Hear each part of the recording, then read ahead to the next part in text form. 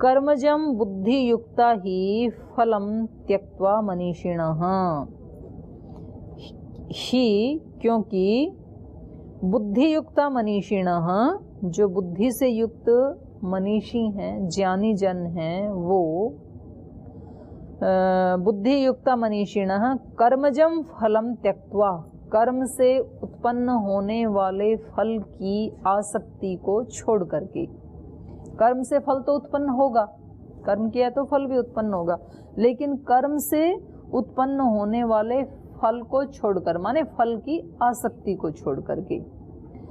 जो बुद्धिमान लोग कर्म करते हैं वे जन्म बंध विनिर्मुक्ता, वो जन्म और बंधन, जन्म रूपी बंधन से विमुक्त हो जाते हैं। उनका दोबारा, क्योंकि वो उनका कर्माशय नहीं बनेगा ना।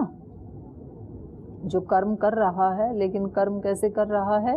बिना किसी फल की आसक्ति के, निष्काम कर्म जिसको कहा योग दर्शन में।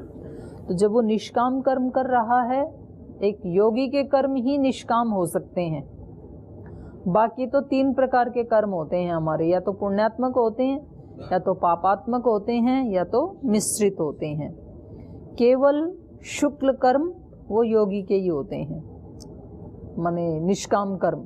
निष्काम कर्म केवल योगी के ही होते हैं। तो ऐसा जो व्यक्ति है वो जन्म बंध विनिर्मुक्ता, अपने कर्तव्य का पालन किए जा रहा है, लेकिन बदले में ऐसा ही मुझे मिलना चाहिए, इस प्रकार की उसकी कोई आसक्ति नहीं है। ऐसा व्यक्ति अनामयम पदम गच्छन्ति। ऐसे जो व्यक्ति हैं वो अनामय पद को प्राप्त करते हैं। अनामय माने निर्विकार। निर्विकार कौन है?